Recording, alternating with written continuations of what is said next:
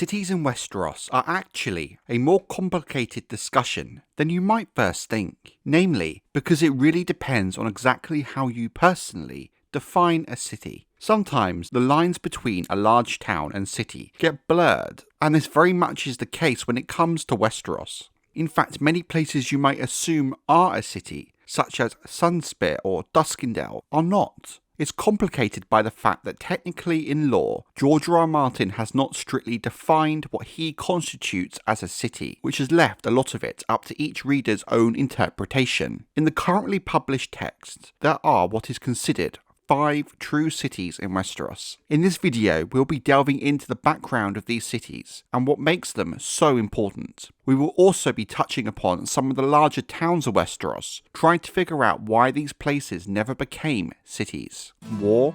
What war? There is no war. Not in Gulltown. Not in the Vale. The little lord kept us out of it. Same as his mother did.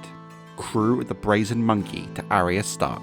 A Feast for Crows, Chapter 34, Cat at the Canals. The first city I want to touch upon is located in the Vale, Gulltown. Despite its name, Gulltown is in fact a city, and a key port and trade location, vital for the economy of the Vale. Like many cities, its location was really determined by its geography, with Gulltown being located in a large natural harbour in the Bay of Crabs, granting easy access to the narrow sea and all the ports along the coasts of Westeros and Essos. While it is by far the largest settlement in the Vale, it is the second smallest city in Westeros, with only White Harbour being smaller in size and population. Gulltown itself is the seat of House Grafton, but much like many cities, it is the home of other smaller houses, with little to no land of their own. In the case of Gulltown, this is the cadet branch of House Arryn. Gulltown is a walled city and has many of the key features you would expect, such as septs, docks, inns, brothels, which service the countless sailors from around the world whom visit Gulltown. While Gulltown may not be traders' primary destination, it still benefits from the goods being traded being a stop-off point between cities. Much of the footfall the city sees are ships trading between King's Landing and Braavos. Thus, there is a strong Braavosi presence in the city. The only other access point into the Vale is through the passes of the Mountains of the Moon. When these passes become inaccessible during winter, it makes Gulltown the only way supplies can enter the Vale. While we don't know the exact origins of Gulltown, we do know that it was founded sometime during the Age of Heroes and the First Men, prior to the coming of the Andals. Even then, Gulltown was a wealthy harbour town, well established by the First Men, ruled by House Shet. It seemed the city became the seat of House Grafton when feeling threatened by King Yorwick VI Royce of Runestone. King Osgood III Shet allied with the Andal knight Gerald Grafton. Osgood was killed in the battle, and House Grafton replaced House Shet as the kings of Gulltown, and thus fell into Andal hands. The sisters of King Robar II Royce later convinced the Shets to rebel against the Graftons, allowing Robar's men to storm the city. Like most of the Vale, however, Gulltown submitted to Artis Arryn, king of the Mountains and the Vale, after the Battle of the Seven Stars. The Arryns and Graftons developed Gulltown into the city it is today. Gulltown will play a key role during the Targaryen era of Westeros, like most of the main cities in Westeros. A naval battle was fought in its waters during Aegon's conquest, bringing Aegon his only true loss during his capture of the Seven Kingdoms. The strategic importance of Gulltown can be seen in events like the Dance of the Dragons, the Targaryen Civil War, with both the Blacks and the Green factions keen to capture the city. Even during Robert's Rebellion, Gulltown would become the site of the first true battle of the war, when House Grafton became one of the few houses of the Vale to side with King Aerys II Targaryen, with the rebels being forced to capture the city before they could rally into the Riverlands. The Cobblecat's cranky old maester used to claim that he could tell one port from another just by the way they smelled. Cities were like women, he insisted. Each one had its own unique scent. Oldtown was flowery as a perfumed dowager. Lannisport was a milkmaid, fresh and earthy, with wood smoke in her hair. King's Landing reeked like some unwashed whore, but White Harbour's scent was sharp and salty, and a little fishy too. She smells the way the mermaids ought to smell. She smells of the sea. Recollections of Davos Seaworth.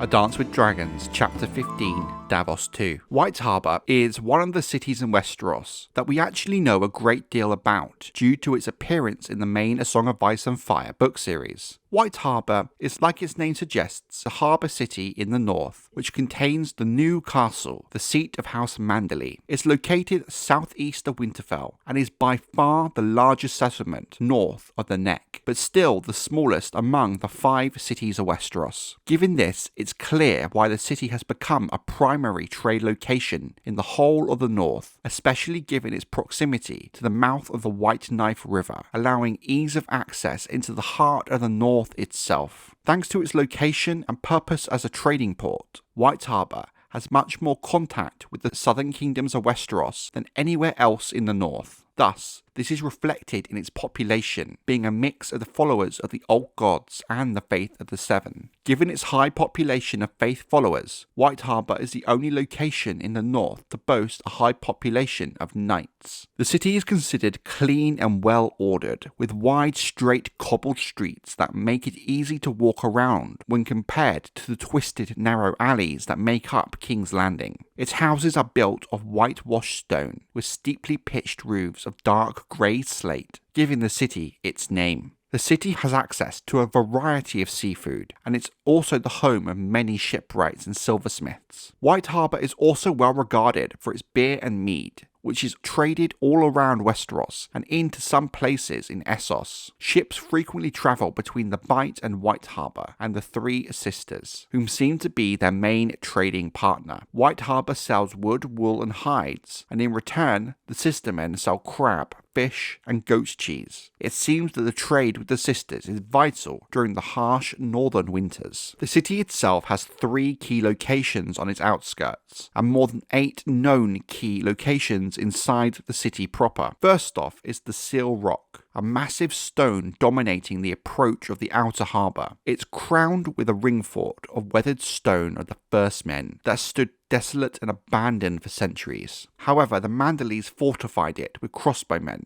scorpions and spitfires. Seals often rest on the rock, which has given it its name. The harbour itself is divided into the inner and outer harbours. The outer harbour is larger, but the inner harbour offers a better anchorage and shelter by the city walls on one side and the looming mass of the Wolf's Den on another. A mile-long, 30-foot wall with towers every 100 yards is located on the jetty that separates the 2 harbours. The Wolf's Den is an ancient fortress that now serves as a prison. It's located by the water and adjoins the city walls. The Godswood of White Harbour is found within the prison's walls itself. Inside the city proper, there are popular locations such as Fishfoot Yard, a cobbled square with a fountain at the centre, located just outside Seal Gate. The Lazy Eel, a wineskin renowned for offering the oldest whores and vilest wine in White Harbour, along with meat pies full of lard and gristle that are inedible on the best days and poisonous on their worst. Castle Stair, a stone street with steps which connects the Wolf's Den and the new castle, lined with marble mermaids that light the way with bowls of burning whale oil cradled in their arms. The Sept of the Snows is a large sept with a domed roof surmounted by tall statues of the Seven. A mummers' hall where bawdy entertainments can be had for a few pennies, with a nearby inn famous for its lamprey pies. Of course, all of this is in the shadow of the new castle, the seat of House Manderley, located on a hill inside the city walls, with the castle stair leading to its gates from the Wolf's Den below. The Merman's Court is the great hall of the new castle, where the Manderleys hold countless feasts. Its walls, floors and ceilings are made of wooden planks, notched cunningly together and decorated with all the creatures of the sea. White Harbour has a very unique origin when compared to the other cities in Westeros. The first men constructed the ancient ring fort atop the Seal Rock at the entrance of the harbour, which would remain in use for centuries before falling to ruin. Eventually, a King John Stark founded the Wolf's Den, a modest castle at the mouth of the White Knife, after he drove out sea raiders who were using the harbour as a base for raids inland. For centuries, the castle was held by various Starks and offshoot branches, such as the Grey Starks. But the Grey Starks eventually went extinct, with many other families being lords of Wolf's Den since. The city proper was founded between 1000 BC and 600 BC, with the exact date not known.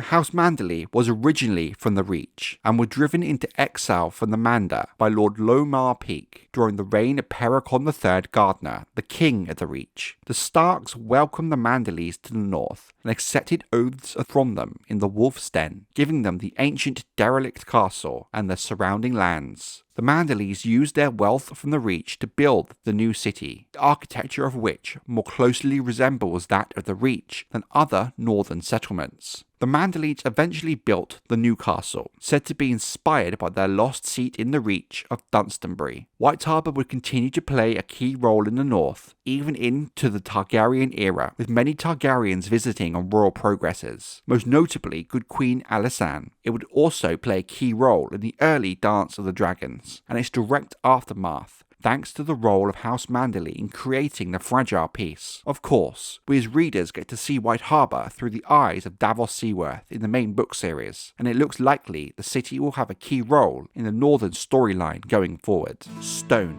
I must be stone. I must be Casterly Rock.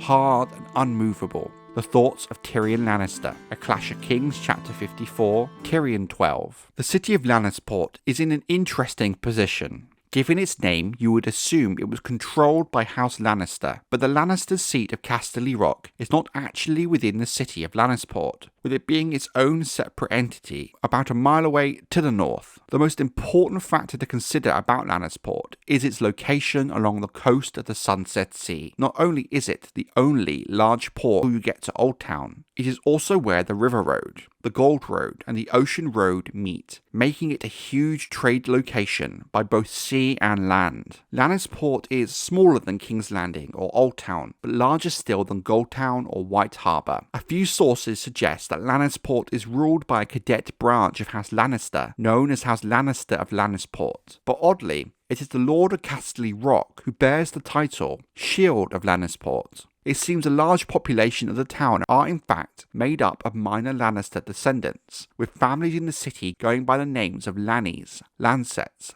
Lantels, many of whom had the typical Lannister traits of green eyes and yellow hair. The city of Lannisport itself, like most large cities, is protected by a ring wall with several gates allowing access in and out. Given how much gold has been mined from Casterly Rock and the surrounding hills in the Westerlands, Lannisport has become world-renowned for its goldwork and goldsmiths. They're also known to produce a spiced honeyed wine that has become popular throughout the Seven Kingdoms, especially in winter. While the gold cloaks of King's Landing are the most well-known city watch in Westeros, it is commonly believed that the city watch of Lannisport is the most well-trained and drilled. Like many port cities, Lannisport has a mother house and a large sept as well as countless brothels. However, it is said these brothels are much higher quality than the likes of King's Landing and Oldtown. Lannisport still has strong trade with many of the free cities of Essos. The city has also traditionally been the home of the Lannisters' large fleet of warships, mostly used to combat the threat of Ironborn raiders and protect trade routes. According to legend, Lannisport was formed when a lesser branch of House Lannister began to develop a small village about a mile south of Casterly Rock. Over time, the village grew into a town, then a city, trading in mostly fish thanks to the protection the natural harbour offered. While over the next few centuries, the Lannisters of Lannisport would grow their city and fortify it by raising walls, all the while their kin, the Lannisters of Casterly Rock, became kings of the Westerlands. By the time of the coming of the Andals, the only city larger than Lannisport in Westeros was Oldtown. Due to the city's close proximity to the Iron Islands, the wealthy Lannisport has often been the target for their attacks, being burned at least 3 times and razed 24 times over the centuries, hence why the Lannisters' fleet grew as large as it did. Ironborn sailors also commonly trade at Lannisport during more peaceful times, especially after the Targaryen conquest of Westeros, but there is also an air of suspicion and mistrust towards them. Lannisport, like any city, would play a key role during the Targaryen era of Westeros. Some sources claim that Aegon the Conqueror and his elder sister Visenya may have visited Lannisport at some point prior to the conquest, possibly during their youth. Arguably, the single biggest event to happen to Lannisport during this era came during the last months of the Targaryen civil war known as the Dance of the Dragons. Lord Dalton Greyjoy, the Red Kraken, the Lord of the Iron Islands, sacked the city in 130 AC, capturing 3/4 of the Lannister fleet and sinking the rest. 600 women and girls, including the favourite mistress of Lord Jason Lannister and his bastard daughters, were taken back to the Iron Islands as salt wives. The impact of this can keenly be felt on the regency of King Aegon III. Lord Jason's widow, Lady Joanna Lannister, led men from Lannisport and Casterly Rock to save Case from Dalton's Ironborn raiders. Later, Lord Protector of the Realm and Hand of the King, Unwin Peake, tasked Alan Velaryon, Lord of the Tides, with defeating Dalton and restoring peace to the Westerlands and Sunset Sea. Dalton was killed at Faircastle by his own men, while Alan was sailing west. When Alan did arrive at Lannisport, the city bells rang out to honour him, and thousands cheered him from the shore, despite the fact he had no involvement in Dalton's defeat. Oldtown was a veritable labyrinth of a city, all wines and crossing alleys, and narrow, crookback streets. The Thought of Pate, A Feast for Crows, Prologue. Oldtown is a city located on the Whispering Sound on the southwestern coast of the Reach. While many cities start off small towns based around a key resource, Oldtown was instead constructed around the Hightower, the seat of House Hightower on Battle Isle, with the foundations of the Hightower predating any former settlement. The city also holds the Citadel, the home of the Maesters and their conclave. Oldtown to this day is still the centre of the faith in Westeros and contains the ancient Starry Sept, which was formerly the seat of the High Septon of the Faith until the Great Sept of Baelor was built in King's Landing. However, Oldtown does still remain a prominent part of the Faith of the Seven, perhaps even more so than King's Landing is today. Given the city is home to both these powerful institutions, means Oldtown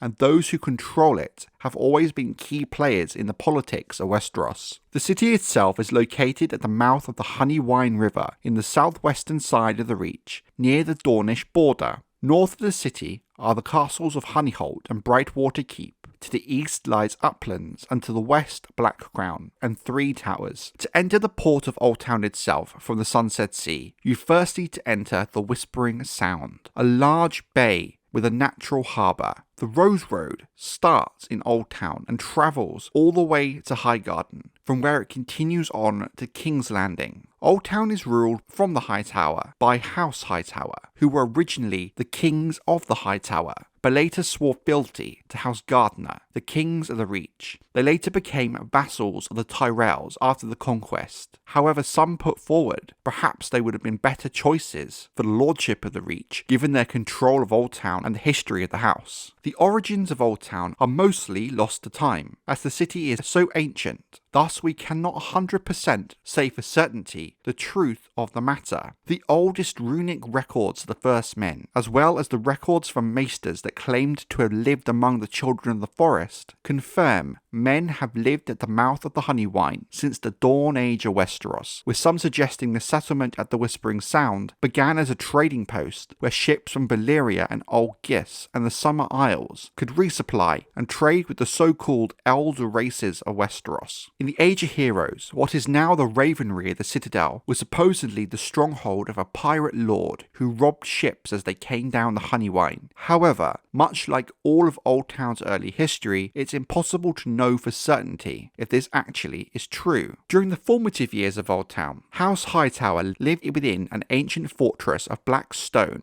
on Battle Isle, and subsequently built the Hightower above it. The origin and history of this black stone fortress is an utter mystery, greater than that of Oldtown itself, with it existing well before Westeros was settled by the First Men. While the history of the Hightower is a fascinating topic, it's beyond the scope of this video. Rival kings, pirates and reavers coveted Oldtown's wealth as the city grew more powerful, but it was protected only by a wooden palisade and a ditch. In 1 century, the city was sacked by Samwell Starfire, Corred the Cruel, and Giles the Woe. 3/4 of the city's inhabitants were reportedly sold into slavery by Giles, but he failed to conquer the Hightower itself. Otho II, king of the Hightower, went on to build massive stone walls to protect the city. Oldtown would join the Kingdom of the Reach when Lyman's Hightower and King Garland II Gardner agreed to marry each other's daughters. Oldtown survived the coming of the Andals by welcoming the newcomers instead of resisting them like much of Westeros attempted to do. Lord Doran Hightower married an Andal princess, with his grandson Daemon converting to the faith of the Seven. Oldtown as it stands today is built in stone, with all its streets cobbled, which can make them wet and slippery on a damp day, but is a pleasant change from the muddy poorer alleys of King's Landing. Most bridges are too made of stone, although some wooden can still be found. The city itself is surrounded by a thick, massive stone wall, given how ancient the city is. Oldtown is a labyrinth of wynds, criss-crossing alleyways, narrow crookback streets, and markets all dating back from different eras of Westeros. When you walk the streets of Oldtown, you walk through different eras of history. During summer, it steams and swelters during daytime, but comes alive at night when the temperature cools. It also hosts an array of natural foliage, including melons, moonblooms, nightshades, peaches, and pomegranates. Within the river flowing through Oldtown, many small isles are located. The Quill and Tankard, an inn, stands on its own island in the Honeywine. The river road winds along beside the Honeywine through the heart of the city. West of the river, the guild halls line the river bank. Rat pits and black brothels are located in the Undercity, with it being the worst part of Oldtown, being on par with the shadier areas of King's Landing. The citadel is located upriver on both sides of the Honeywine, connected by a grand stone bridge, crowded with halls and horses. Boys and men gathering from all over Westeros to learn, study, and forge Maester's chains. The citadel is considered to be the greatest seat of knowledge in all the known world, at least from a Westerosi point of view. Downriver is the Starry Sept of the Faith of the Seven, which was raised on the command of Lord Tristan Hightower. It became the seat of the High Septon for thousands of years, which made Oldtown the unquestioned centre of the faith for all of Westeros. Only following the construction of the Great Sept of Baelor in King's Landing, during the second half of the Targaryen rule of Westeros, did the Starry Sept lose that status. Besides the Starry Sept, at least 7 more septs honouring the Seven exist throughout Oldtown,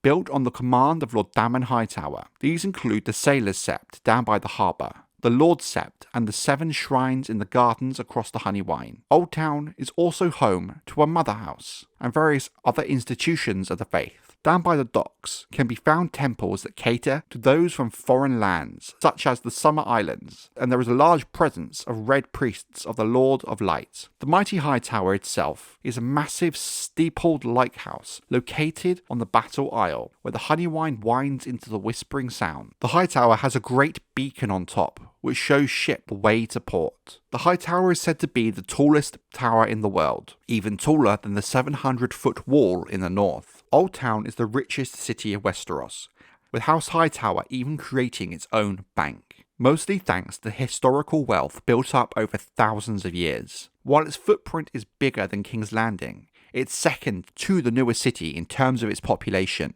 Like every city in Westeros, trade features heavily as part of its economy, as the city is home to the realm's second most important port. Trading ships from all the world, including the rest of Westeros, the 9 free cities, the Summer Isles, and further afield, are known to call upon Oldtown's port. Traders from Oldtown often visit the likes of Karth, and even Ashai by the Shadow.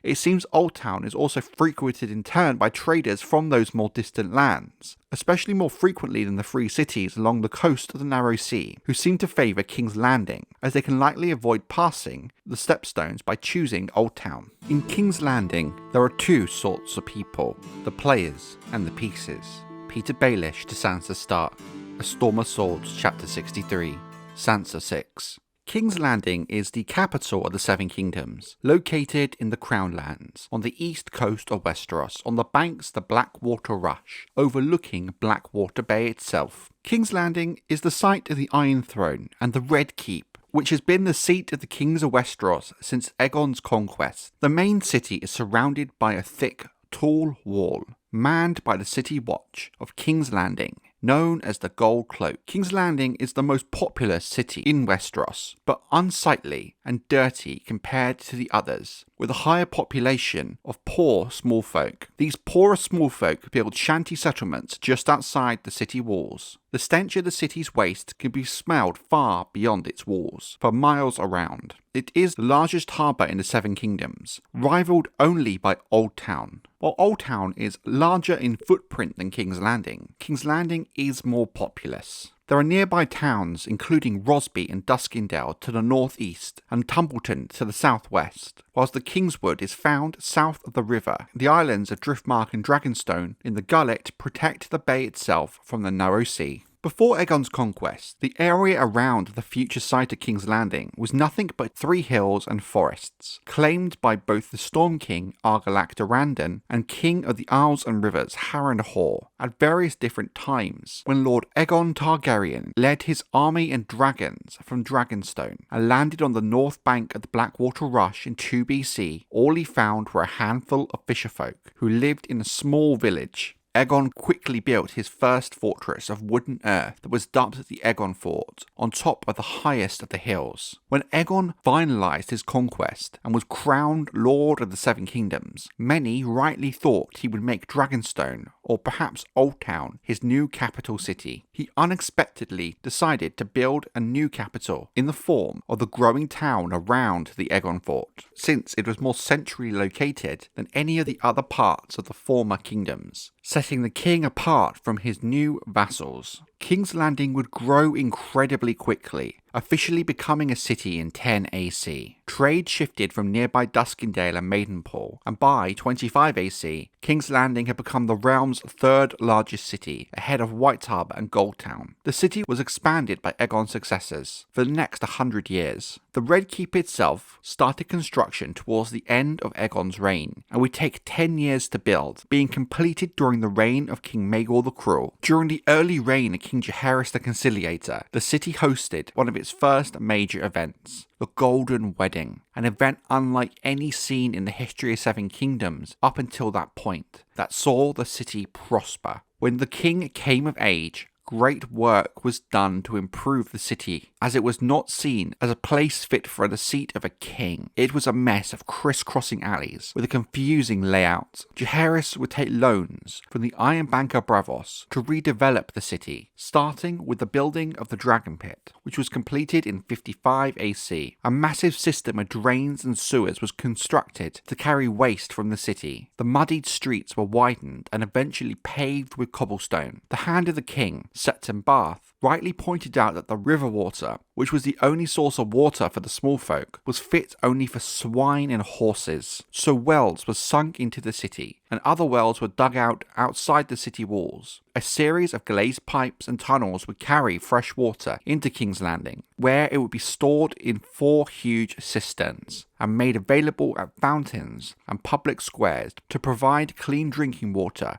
for the small folk. The construction of the fountains was approved thanks to the good actions of Queen Alysanne Targaryen, so they became known as the Queen's Fountains. The city later became connected with the other regions of the realm when a network of roads started construction, starting with the Gold Road and Rose Road, before eventually Jaehaerys' biggest road building project, the King's Road. By the end of Jaehaerys' reign in 103 AC, the King's Landing that we know today very much had taken shape. King's Landing is roughly a square shape after Jaehaerys' redevelopment, sprawling across several miles and defended by high, thick walls. It's dotted with manses, arbours, granaries, brick storehouses, timbered inns, merchant stores, taverns, graveyards and brothels, countless fish markets along the banks of the river. Hundreds of quays can be found in the harbour, with ships from all around the known world. Between buildings, the roads are broad, lined with trees and branching alleys and streets. The city covers the north shore of the Blackwater Rush and is made up of 3 tall hills named after Aegon and his 2 sisters, Visenya and Rhaenys. Aegon's high hill is surmounted by the Red Keep and is located on the southeastern corner of the city, overlooking Blackwater Bay directly, while Visenya's hill to the west is crowned by a marble-walled Great Sept of Baelor and its 7 crystal towers. The Hill of Rhaenys, in the north, is capped by the collapsed ruins of the Dragon Pit, and before that the Sept of Remembrance. The Dragon Pit's bronze doors have been shut for a century and a half since the last of the dragons died. Behind the quays outside the walls, there tends to be a ramshackle of buildings, which extend all the way to the walls themselves. These include bait shacks, pot shops, warehouses, merchant stalls, alehouses. The brothels outside the city walls tend to be a much more shadier operations. Generally, the area on the higher elevations of the three hills tend to be the wealthier parts of the city, with the poorer areas made up of the lower places between them. The worst slum in the city is known as Flea Bottom, a maze of narrow streets and alleys at the bottom of the east side of Rhaenys' Hill, the side facing Aegon's High Hill. There, poorest of the small folk live out a meagre existence, subsiding largely on bowls of brown, a mystery stew that could include the meat of rats and murder victims, among other things. In contrast, the top of Rhaenys' Hill is the location of the Street of Silk, filled with expensive high-end brothels catering to lords and rich merchants. What's most fascinating about King's Landing is how quickly it developed from nothing but a small fishing village to the largest, most populous, most important city in the whole of the Seven Kingdoms.